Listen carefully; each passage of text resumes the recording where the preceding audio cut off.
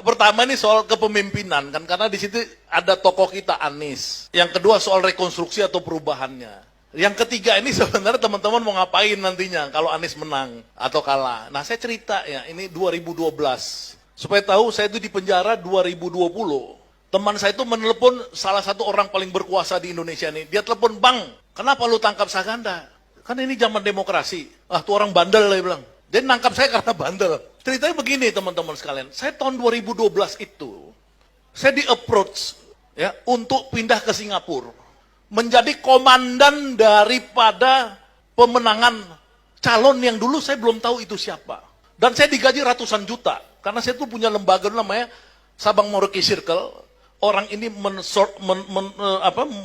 melihat saya punya potensi untuk pertarungan presiden. Jadi di 2012 akhir itu, jadi saya bukan di penjara karena saya ecek-ecek, saya memilih.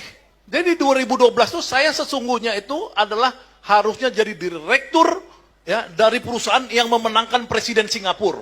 Ya, presiden Singapura waktu itu dia nomor urut 5 waktu kampanyenya, tapi kemudian ada perusahaan Polmark, political marketing, bukan yang punya EF. Ini punya skala nomor 3 di dunia, yang nomor 1 punyanya Google yang memenangkan Obama. Yang kedua yang Hongaria punya, yang memenangkan Merkel, ini mumpung ada ahli sosial media, Pak Mojin, ini saya boleh dicek. Yang ketiga tuh yang memenangkan Tan, presiden Singapura. Ya, ini nggak main-main. Saya itu bagian dari proyek itu untuk kerja sama mereka. Kantor saya di Singapura, ya, dengan gaji ratusan juta waktu itu.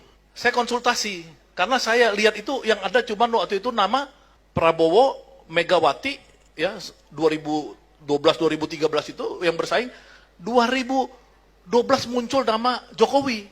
Nah, jadi saya lihat, oh ini pasti kemungkinan nih orang bakal dukung Jokowi dan saya adalah ketua daripada tim yang paling mahal yang dibeli oleh orang bosnya, orang yang minta saya ini untuk memenangkan orang itu. Yang saya mungkin sekarang itu orang itu maksudnya Jokowi.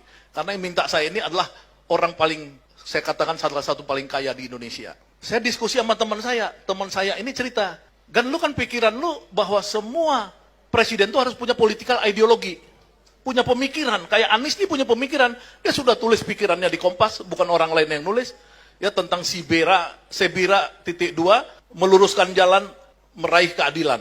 Dia kemarin pidato di wawancara di televisi ABC News di Australia, dia punya pikiran, konstruksi dari sebuah sistem sosial yang disebut sebagai negara, itu tidak bisa dipimpin oleh orang yang tidak punya kualifikasi, tidak punya political ideal, tidak punya rencana-rencana besar membangun bangsanya untuk kepentingan kemakmuran bersama dan keadilan sosial. Ini yang nggak ada 10 tahun terakhir ini, 9 tahun terakhir. Nah, saya memilih di oposisi, saya sudah 9 tahun. Ya, teman-teman mungkin nggak tahu 2016 sebenarnya saya harusnya di penjara juga sama Kiflan Zen dan Rahmawati dan lain-lain. Untungnya si Eko nggak datang nih, Eko Sancaya dari ini yang WA saya kan kabur kan, lu mau ditangkap deh. Waktu 212 saya sama Rahmawati setiap hari waktu itu rapat-rapat penggalangan. Nah di 2020 saya mendirikan sama Anton ini koalisi aksi menyelamatkan Indonesia. Sama Pak Gatot, ada Bung Mojin, dan ditangkap lah saya. Kan? Karena ini memang saya di zaman Soeharto juga saya udah 3 kali ditangkap dan dipenjara. Ya kan, saya pemimpin ITB dulu.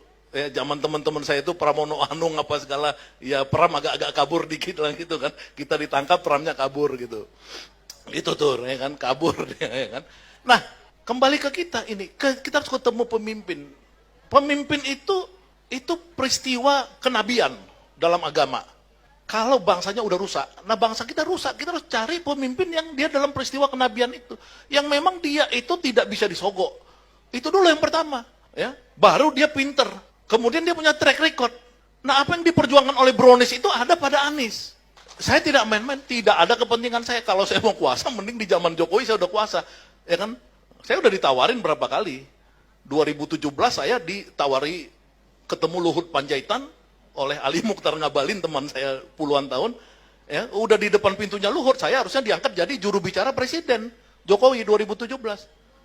Ya kan, saya nggak mau, ya kan.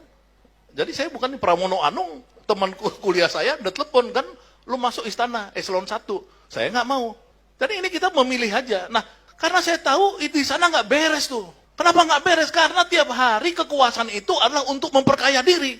Kekuasaan itu untuk elit, pejabat, pesta pora. Nggak ada.